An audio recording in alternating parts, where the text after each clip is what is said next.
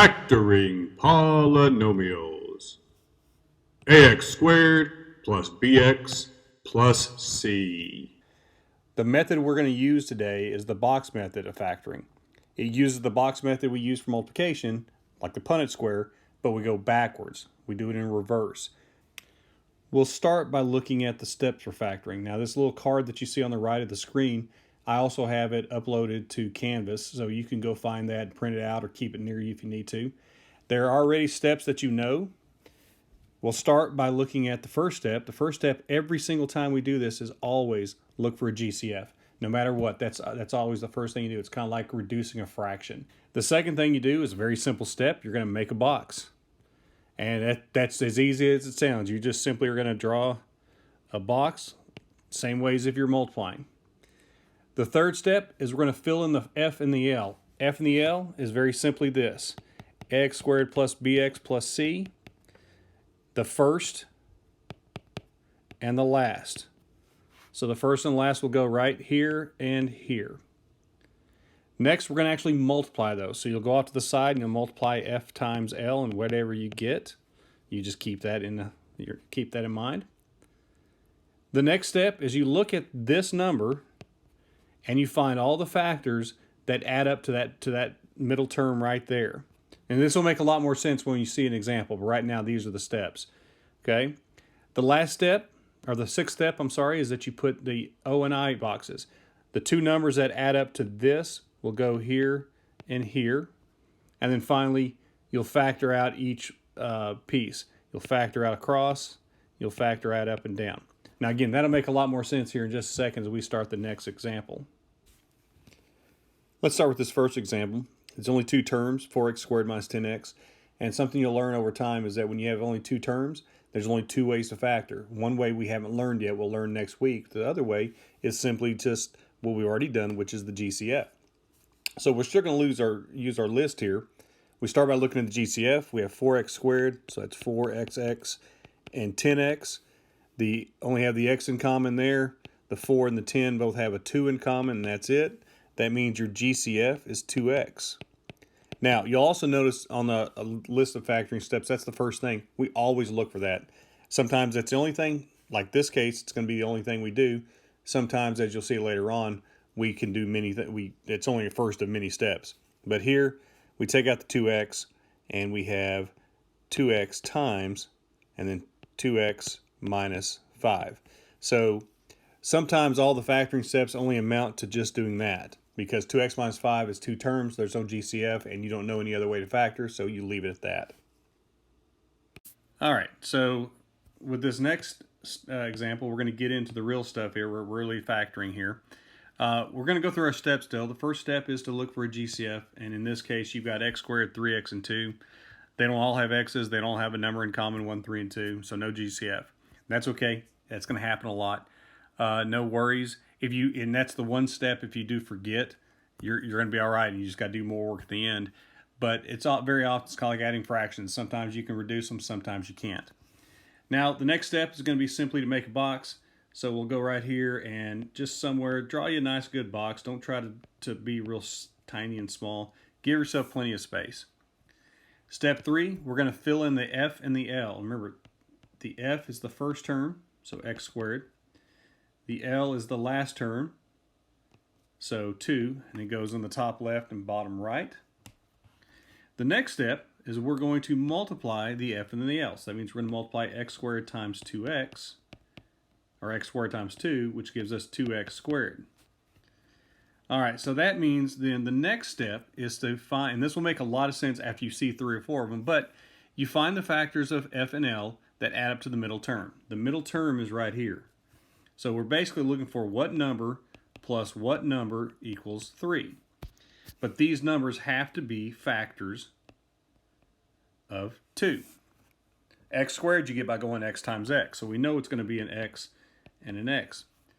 So let me show you how you can find factors very easily using your calculator. So go ahead and switch over, go ahead and pause if you need to, and switch over to your calculator on your screen.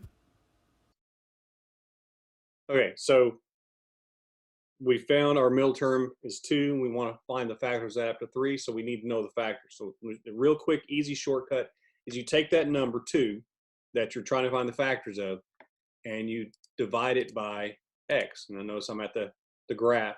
So I do 2 divided by x. I can graph it, but that graph makes no sense to us, not yet. But what I really want is this.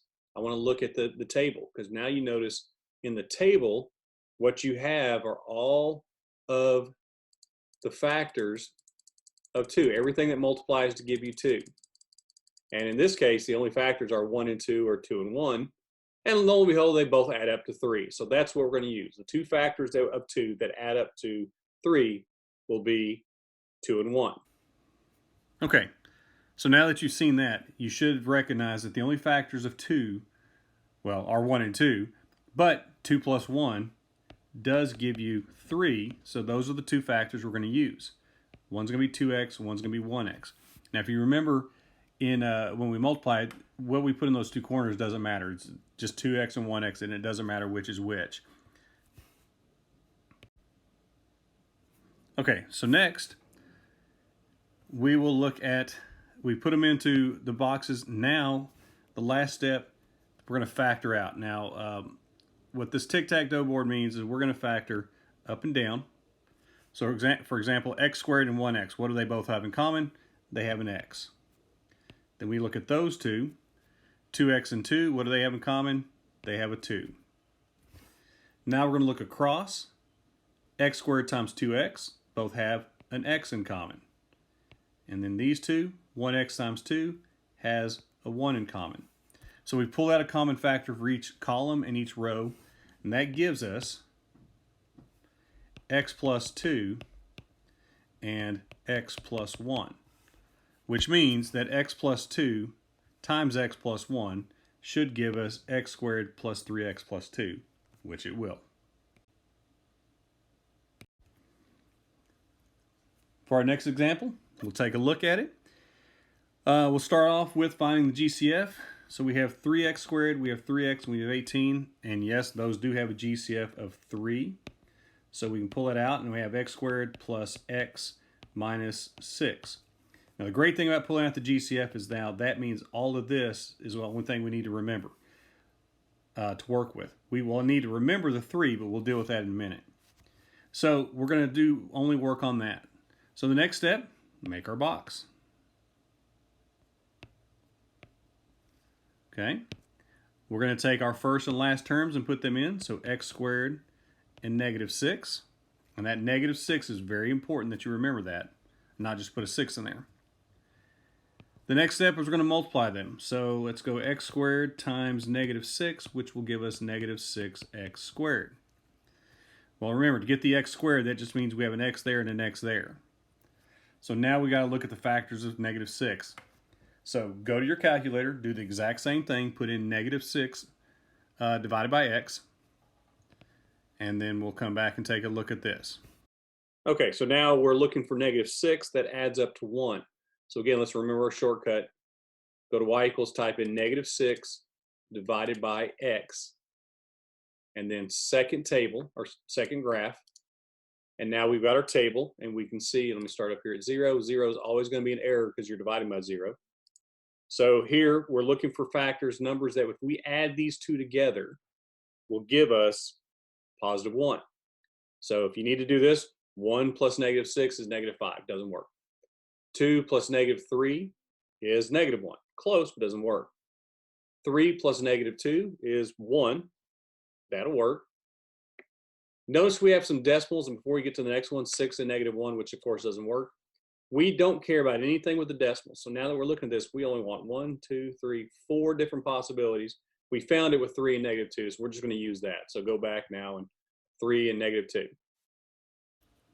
Okay, so we should have seen that the two factors of negative 6 that add up to 1 are 3 and negative 2. So 3 plus negative 2 equals 1.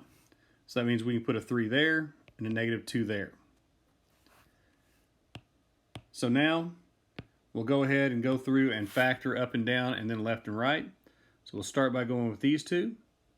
X squared and negative 2x, we can pull out an x. 3x and negative 6, we can pull out a 3. Now for the next two, it gets a little trickier. So watch carefully here. We'll start with x squared and 3x. Now that was pretty simple. They both have an x. It's the second one, negative 2x and negative 6. Now I said earlier that we don't worry about negatives, or in the last video. But in this case, 2 and 6 both have a 2. But more importantly, when we're factoring like this, we're going to look at only the first term when it comes to the sign. The second term doesn't matter. But the first term here, the negative 2x, is negative, so we make that a negative 2. If it were the other way around and that was a positive 2 and a negative 6, we wouldn't care. It would just be a positive. But then this gives us x plus 3 and x minus 2. Now, I said earlier we had to continue to remember that 3. X plus 3 times x minus 2 gives us x squared plus x minus 6. We need it to equal the original problem. So now we have to take this, bring it down, put it right there. So when we factor 3x squared plus 3x minus 18, we get 3 times x plus 3 times x minus 2. Two more examples go. The next one, we have 2x squared plus 5x minus 3. Hopefully you can look at that pretty quick and know 2, 5, and 3, there's no GCF. And obviously there's not an x in each one of them, so that first part's done. We can go straight to making a box. Won't need to explain this one as much, but we still take our first term, 2x squared, and our last term, negative 3. Let's stick them in there. Our fourth step is going to multiply 2x squared times negative 3, which will give us negative 6x squared, which is good because that means that we know that's an x and that's an x. And now we just did it a while ago, but we can go back to the calculator and we can type in negative 6 divided by x and get our factors. So let's go ahead and do that. Okay, so next we're looking for negative 6 again. So I cleared mine. If you haven't cleared it, you don't need to worry about this. You just go look at the same table. But this time, we're not looking for, what was it, 1 last time. We're looking for 5. So again, 1 and negative 6 is negative 5. 2 and negative 3 is negative 1. 3 and negative 2 is 1. Don't care, don't care. 6 and negative 1. 6 and negative 1 gives us 5. So that's the one we're going to use, 6 and negative 1. Okay, so as we come back from the calculator, we find out that the factors of negative 6 that add up to 5 are 6 and negative 1. 6 plus negative 1 is 5. That means we're going to use 6x and negative 1x. And that brings us to our next step, where we're going to factor out the different lines. So starting off with 2x squared and 6x, they both have a 2, they both have an x. Go down to negative 1x and negative 3. The only thing they have in common is a 1, but since our first term is negative here, that means this is a negative 1. Now, going up and down, we have 2x squared and negative 1x. They don't have a number in common, but they do have an x. And 6x and negative 3, they have a 3 in common. Now, you may think that we're going to use a negative, but remember, it's the first term. The first term is 6x. It's positive, so we keep it a positive.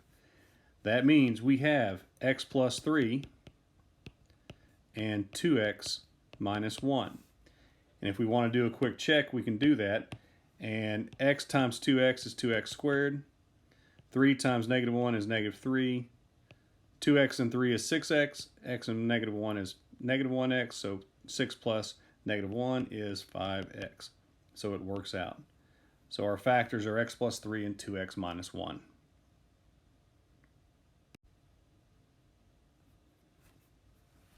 And now for example 5, we'll go through our steps again. Our first step is GCF. You notice 2x squared, 2x, and 40. You can take a 2 out of each of those. So that gives us x squared plus x minus 20. So we'll keep that for later. Then we'll make our box. Our first term, x squared, goes in here. Our last term, negative 20, goes right there. We'll multiply those two. X squared times negative 20 is negative 20x squared. So we'll look at the negative 20, we'll put our x's there. So now go to your calculator. Okay, this time we have negative 20, and we want negative 20 to add up to 1. So let's go ahead and put in our shortcut, negative 20 divided by x. And again, second graph. This time we have a few more to look at, but remember, we don't care about the decimals. And if we scroll down a while, you'll see that we're going to go all the way to here before we run out. Notice a little shortcut for you also. We can follow it all the way to 1. And that'll be as far as we go. There will be no more whole numbers after 1. Or if you want to think of it this way, there's no more whole numbers after the number you started with. So we're looking for something that adds up to 1. That's going to be one of these two here. 4 and negative 5 is negative 1. 5 and negative 4 is positive 1. That's the two that we'll use, 5 and negative 4. Now again, like we said over there, we're looking for the factors not of 2, or that add up to 2, but that add up to 1. So we're going to use 5 and negative 4. 5 and negative 4 add up to 1, but also multiply to negative 20. So let's put the 5 there and the negative 4 there. And now we can go through and we can factor out our pieces. Along the top, x squared and negative 4 both have an x in common. Along the bottom, 5 and x and negative 20 have a 5 in common. Up and down, x squared and 5x have an x in common. And these two, negative 4x and negative 20, have a negative 4 in common because of the negative 4 being the first term.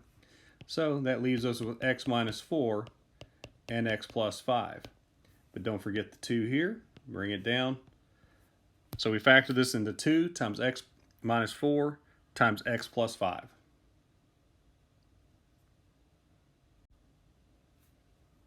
So that should do it. Take this, take your notes, go start working on the practice, use it on anything else we do this week. If you have questions, make sure you talk to your teacher. We all have office hours between 9 and 11 a.m. and 1 and 3 p.m. You can contact us, you can email us, you can join a Zoom meeting and we can set it up and we can actually show you how to do a few problems if you need it. But make sure you ask. Don't sit there and suffer. Ask us. That's what we're here for. Thank you.